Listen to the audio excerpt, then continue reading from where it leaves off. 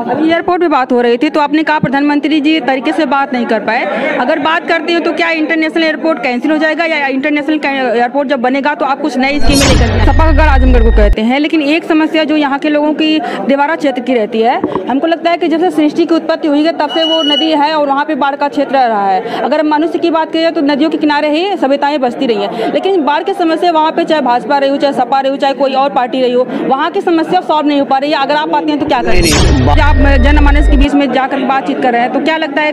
बहुत व्यापक समर्थन मिल रहा है।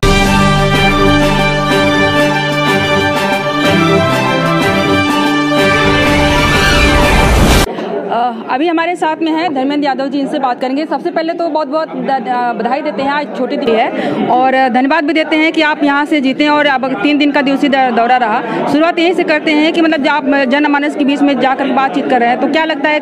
बहुत व्यापक समर्थन मिल रहा है, बहुत व्यापक आशीर्वाद मिल रहा है। लोगों के दिलों में नेताजी की चीज़ें दोहरा रही हैं, याद आ रही लोगों को नेताजी के किए हुए कामों की।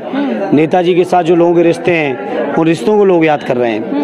आदरणीय अखिलेश यादव जी ने जो काम किया है इस जिले के लिए, वो लोगों को काम याद आ रहा है और मुझे यकीन है जनता का ऐतिहासिक सहयोग, समर्थन और आशीर्वाद मिलेगा।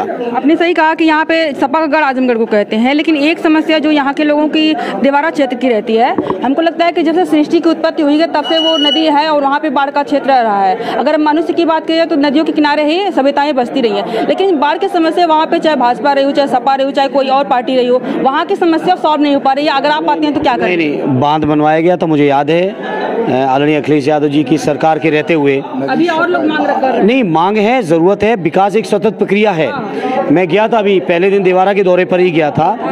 बहुत सारे पुल ऐसे हैं जो आदरणीय अखिलेश यादव जी के कार्यकाल में शुरू हुए और अभी भी अधूरे हैं। 7 साल के बाद नदी की सफाई उस समय की गई, कई पुल बनवाए गए, कुछ और पुलों की मांग भी है और मैं उस इलाके में जाके वादा करके आया हूँ, जब जनता के आशीर्वाद से समाजवादियों को ताकत मिलेगी, देवारा के लोगों की एक एक समस्या का हल करके दिखाएंगे। अभी एयरपोर्ट पे बात हो रही थी तो आपने कहा प्रधानमंत्री जी तरीके से बात नहीं कर पाए। अगर बात करते हैं तो क्या इंटरनेशनल एयरपोर्ट कैंसिल हो जाएगा या इंटरनेशनल एयरपोर्ट जब बनेगा तो आप कुछ नई स्कीमें लेकर के आएंगे? नहीं, वो इंटरनेशनल एयरपोर्ट बनाना नहीं उनको, वो एयरपोर्ट उनके किसी मित्र के लिए बन रहा होगा।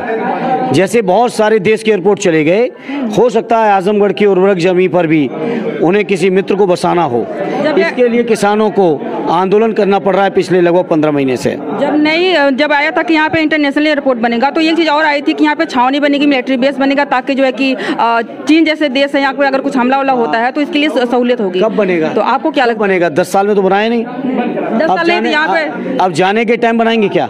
हाँ, 10 साल में तो बना नहीं कुछ, अब जाने के टाइम नहीं बनने यार। वो तो कहते हैं कि हम 1.5 साल ही रहे यहाँ पे, भाजपा को कभी लोगों ने 1.5 साल वो रहे हैं, मैं उनकी बात ही नहीं करता हूँ, ना उनसे मेरी कोई लड़ाई है। मेरी लड़ाई भारतीय जनता पार्टी की विचारधारा से, भारतीय जनता पार्टी से। मैं बीजेपी के लोगों से पूछता हूँ, 10 साल केंद्र की सरकार, 7 साल यूपी की सरकार मिला के क्या किया है, इसका पहले जवाब दें। आजमगढ़ में कहें कि रोड की व्यवस्था अगर मेन फ्रंट में छोड़ दिया जाए समय पहले तो आजमगढ़ लोगों को आशीर्वाद लेने दीजिए, सारी समाधान करेंगे। अगली बार कब आएंगे?